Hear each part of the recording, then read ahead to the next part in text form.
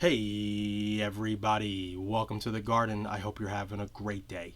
Shout out to the lemon and lime lovers and everybody in between. It's time for the crypto market recap. Let's hop into these charts, see what the story is and what it may be. And remember, if you're interested in any of my services, please check the links in the description below for both the Patreon and Discord. Okay, so we're going to be looking at Bitcoin, of course, since we are still long. And we'll go over Solana, which is the long I closed earlier today. And we'll take a look at Avalanche and Ethereum and maybe a few other coins if I have time. All right, starting with Bitcoin. So, going off my last video yesterday, you would have said, I thought you were going to close at 42,000, 42,100, and we clearly hit that zone. I decided not to based off of what I saw from about three things. Firstly, I liked how the last 2 days, how Bitcoin rallied from this support line, this green highlight line. I really like the strength it showed. Secondly, I was very comfortable taking the profit off Solana. Since it hit my zone, it actually went a little bit higher than where I was originally going to take profit, so I was more comfortable taking the profit there, which then created more of a buffer for this position as we, got our principal back plus a good percentage of profits as well. So we're in a much better position than we were yesterday, with far less risk, and we're sitting in the money. So that also went into my thinking as to why to keep this open. And thirdly, I've been watching the equity markets, mainly the NASDAQ and the tech sector, and this pullback is really weighted off of that. So NASDAQ really opened up with a lot of weakness today, mainly because of Netflix's failure during its earnings calls and its loss of subscribers. So that's really been weighing down on all of tech, and that includes Bitcoin, as Bitcoin is seen by the big money, the smart money, not as a hedge, but just as a risk-on asset. So it will follow most of tech most of the time. Okay, so Bitcoin is just reacting off of that, which for me it is a bit of an overreaction. If you're in the Patreon, then you know we took a position in Netflix as well, and we're likely going to do very well off of that, because when markets fall into high emotional states, that's when you can get the biggest swings, and Bitcoin is just a victim to that at the moment. So I'm pretty confident that as time goes on, the next 1 to 4 days, Bitcoin will either start painting a bullish pattern here, or will come back down to this support, hold on it, and then make another move higher. Or by the end of this daily candle or the next daily candle, we'll have another move higher towards 42,000. If I'm wrong, which of course is always possible, we have the breakdown that we've been eyeing, and we'll have about two, maybe I might only add on once, but we do have two instances where we can add on. One's here at 38,000, and then another add-on at this ascending trend line here. So if that should happen, we should break down. I'll just that's where I will probably add on to the position. Again, so little risk. We only have about 4% of the account exposed to Bitcoin, and now overall in crypto, that's all we have exposed to crypto. So really no risk keeping this open, especially after closing Solana.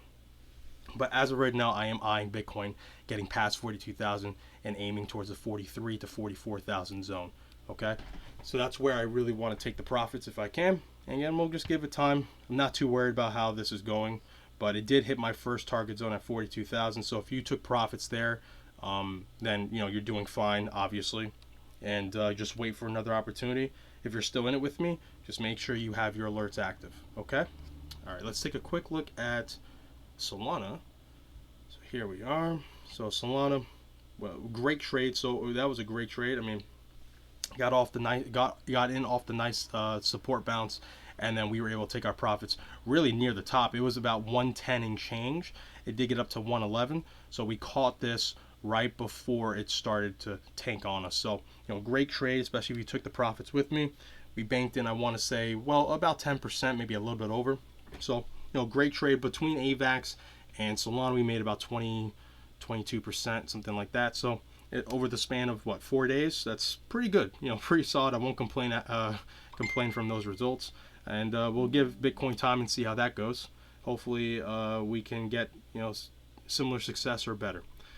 As of right now, Solana is likely going to flounder around here and follow Bitcoin. If it's going to be a bullish move that goes higher towards 116, Solana is going to most likely paint some sort of bullish consolidation. Okay, something like this that will likely veer to the downside, getting close to the support, and then eventually making its way. It actually getting past the zone is actually pretty unlikely. At least with any sort of resolve, it's likely to get through and then come right back into it. One of the reasons why is because Bitcoin is still bearish, and take a look at how hard it worked to go up. Okay, so here's a quick little lesson. Look how many candles it took to go this high, and look how many candles it took to go down. It took what? 1, 2, 3, 4, 5, 6 red candles, 2 green candles to come down and lose about 60% of this entire up move, whereas this took about a couple weeks. Okay, so this whole up move took a couple weeks, and this took all that out in less than a week. At least more than half of that out in less than a week. So that's a clear sign that you're not in a place where the buyer where the buying impulse is powerful. It's more just being allowed to move up towards a significant level where smart money can open shorts, and sellers who want a good deal will start selling hard at. So you got to keep that stuff in mind. Again, that's something that you'll be able to develop. The more you look at charts, it'll become natural for you to see that, and that's part of the idea of being able to recognize exhaustion, being able to recognize distribution, and accumulation. Like these market structures, these market sentiments, the more you look at charts, the more you'll understand that part of it. It is a bit of a different language, so it's not something I expect for you to know off the top of your head or after just looking at the chart for a couple months. It will take time to recognize it in real time, but that's what you're seeing here. So it's very likely you'll see this coming down as we go forward. But again, if Bitcoin does what I think it will, Solana may see another impulse higher towards that 116 mark. But from where we took profits, I'm very happy with how it's worked out so far. And we'll just on the sidelines continue to be patient and vigilant and see if there's any other opportunities with Solana or any other coins. Let's take a quick look at Avax. So Avax, again, at the bottom of this larger bearish structure, this rising structure, currently sitting on the $78 support zone area here. It's going to take a lot for this to break.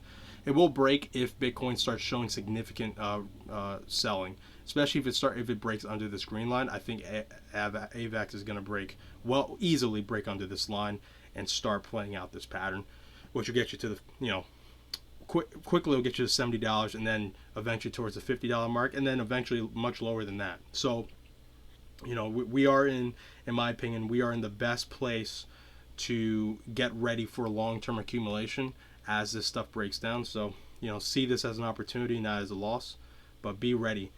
Should this start breaking down, you're likely gonna get prices sub 50. Okay. Ethereum. So Ethereum, again, Ethereum's holding up okay. Ethereum didn't have much of a move higher, even after that fake out we had 2 days ago. But it's holding on to support easily. But the thing is, take a look at this structure. I mean, this is bearish too. Okay, like this is actually a much cleaner structure. That actually, let me redraw that. Much cleaner bearish structure to me. Definitely like a flaggish pattern. It's very likely to come lower. I mean, this zone here, where all this confluence is, you have this horizontal support at 2800, and then this very strong ascending trend line, which is also support, is also connecting here. This is where I see Ethereum eventually getting. It's going to be very strong area. This will break down though eventually, but I think when this breaks down is pretty much when you're seeing Bitcoin breaking under this level here. Okay, I would actually be pretty surprised if Bitcoin broke this level and then Ethereum breaks under here. I think this zone is so powerful for Ethereum in the long term that if that breaks, you really are gonna get a sub 2,000 Ethereum and maybe even 1,500. I mean, I have to give this time to develop, but Ethereum, yeah, quick thing on Ethereum. I'm not an expert on Ethereum, like the way its technology works, but I will say it's a bit concerning. The more I observe it, the more I observe how the fees work, and their failure to update their network to ETH 2.0, which is supposed to really change the whole network from being a proof of work system to a proof of stake. which is supposedly allegedly going to help with their fees. I honestly get the, I'll be completely honest. I get Ponzi, like I get a Ponzi scheme sort of feeling from it. The reason why I'm saying that is because for the network to work, people have to be willing to pay the fees, and the fees really help early developers, like early Ethereum users, because of how much it's appreciated over the years. Whereas the newer people, it's obviously very destructive. So I just feel like as long as like new developers come onto Ethereum, it'll be okay. But as the other solutions like Solana, Cardano, like these other alternatives start eating market share, I don't see how Ethereum will continue to be able to grow with these fees. I'm super like novice level when it comes to like the tech. It just doesn't seem like a realistic business. So if you watch my videos and you know Ethereum, please educate me. I would love to understand exactly how it works on the back end. But just telling you from someone who, I'm decent when it comes to business model stuff. I don't see how Ethereum's actually functional on scale. I guess I don't see how it's actually functional on scale for anything serious. So, but again, just looking at the chart though, relatively bearish. Again, very similar to Bitcoin. So, I would aim for 2,800. I think that's a really good zone. So, if you want to do a swing long that aims towards 3,000 again, I think that'd be a great play. I think this is a very likely move. So low here, then holds this, and then swings higher. I think that'd be a great play. Whether I take it or not, again, it'll be dependent on how Bitcoin looks. But a lot of this stuff, I mean, we're getting close. We're getting close to the time for the midterm structure of Bitcoin to play out. So we gotta be careful if you go long. I think you should aim for short swing trades to the long side, nothing too big, because it can turn on you pretty quickly. Okay. And that's all I'm gonna go over. I'm not gonna do anything else. So if you like the video, please leave a comment or just message me, let me know. Of course, give me constructive criticism, please. I'd like to get better. Yeah, that's about it. So remember, be patient, be vigilant, and be nimble. Love you guys. Take care.